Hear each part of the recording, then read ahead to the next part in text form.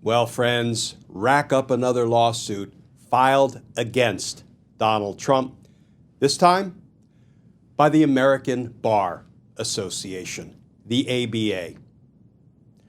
Let's talk about that because justice matters.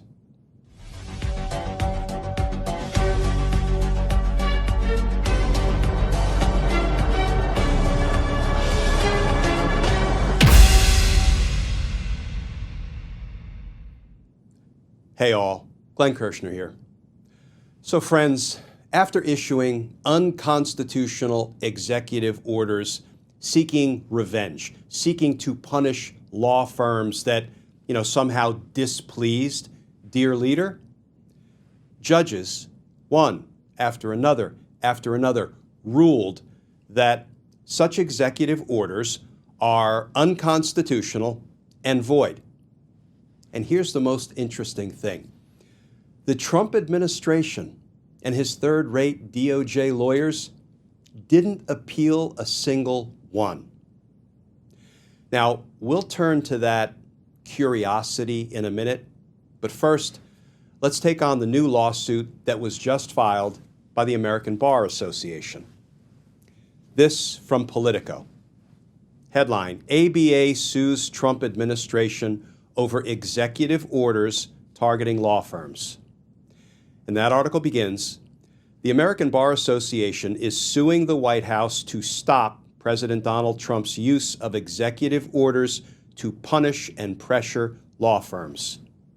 The ABA, a voluntary professional organization for lawyers, alleged in its complaint filed in federal court in Washington Monday that the executive orders pursued by the Trump administration, as well as the deals it had reached with some of America's top law firms seeking a reprieve from federal sanctions, have cast a blizzard-like chill across the legal industry.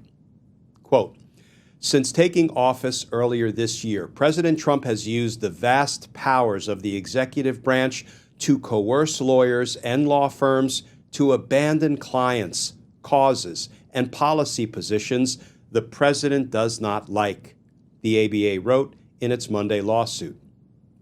Throughout his first several months in office, Trump has hammered major law firms, including Paul, Weiss, Rifkind, Wharton, and Garrison, with executive orders and memos seeking to freeze their federal caseload and restricting lawyers from entering government buildings. Some of the country's leading law firms have made deals with the White House, pledging to provide millions in pro bono legal work towards causes favored by the president and eliminate in-house diversity, equity, and inclusion efforts. Meanwhile, two federal judges in May struck down orders targeting law firms Perkins Coie and Jenner and Block, ruling that they ran afoul of the Constitution. Still, the ABA contended in its suit law firms that once proudly contributed thousands of hours of pro bono work to a host of causes, including causes championed by the ABA, have withdrawn from such work because it is disfavored by the administration. In its suit, the ABA wrote that Trump's law firm intimidation policy was in violation of the First Amendment, in part because it threatened retaliation for engaging in speech the government disfavors. The organization also alleged the White House had violated the Constitution's separation of powers. The ABA also claimed that it and other organizations reliant on the pro bono work of D.C. law firms faced specific, serious, and sometimes existential crises as a result of law firms' reaction to the president's policy. Now, friends, before we talk more about this new ABA lawsuit and its prospects for success, let's turn to that curiosity. Trump lost a bunch of court cases involving his executive orders punishing law firms, but he didn't appeal a single one. So, what's up with that? Well, this take from the New York Times. The Trump administration is ordinarily quick to appeal its losses, when courts in recent weeks blocked President Trump's tariff plans and his takeover of the National Guard troops in California, government lawyers, the Department of Justice, filed appeals within hours. The administration has also filed 19 emergency applications with the Supreme Court since Trump took office. But administration lawyers have done nothing to challenge a series of stinging rulings rejecting Trump's efforts to punish prominent law firms for what he called conduct detrimental to critical American interests by representing clients and causes not to his liking. The administration's unconventional litigation strategy is telling, said W. Bradley Wendell, a law professor at Cornell who is an authority on legal ethics. Quote, "They knew that these were losing positions from the beginning and were not actually hoping to win in court, but rather to intimidate firms into settling, as many firms did," he said. Now that they have racked up 4 losses in district courts, it's not surprising that they're not appealing, because I don't think they ever thought these were serious positions. 3 rulings permanently blocked Mr. Trump's executive orders in cases brought by law firms that chose to fight: Perkins Coie, Jenner and Block, and Wilmer Hale. A judge has temporarily blocked a 4th executive order against Sussman Godfrey and will almost certainly strike it down. And friends, I tend to agree with that analysis. I don't think the Trump administration ever believed these executive orders were lawful.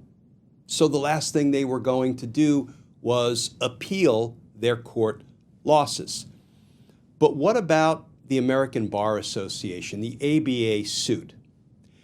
Given that the federal courts have already ruled that these executive orders punishing law firms are unconstitutional and void, isn't the ABA suit a laydown winner on the merits? I think the answer to that question is yes, if the case gets to the merits. So let's talk for just a minute about standing. A party that wants to file a lawsuit has to have standing, right? They have to have a dog in the fight. They have to have been harmed or injured as a result of, in this case, the executive orders punishing law firms. But the executive orders don't punish the ABA, certainly not directly. And I think it's because the ABA probably recognized that they're going to have a standing challenge, maybe even a standing problem on their hands. And that's what led them to include things in their lawsuit like the executive orders have cast a blizzard-like chill across the legal industry, and law firms that once proudly contributed thousands of hours of pro bono free work to a host of causes, including causes championed by the ABA, have withdrawn from such work because it's disfavored by the Trump administration. So that kind of feels like the ABA trying to deal with the standing issue, what may be a standing problem. You know, they have to concede that, well, the ABA wasn't the named subject of the executive order.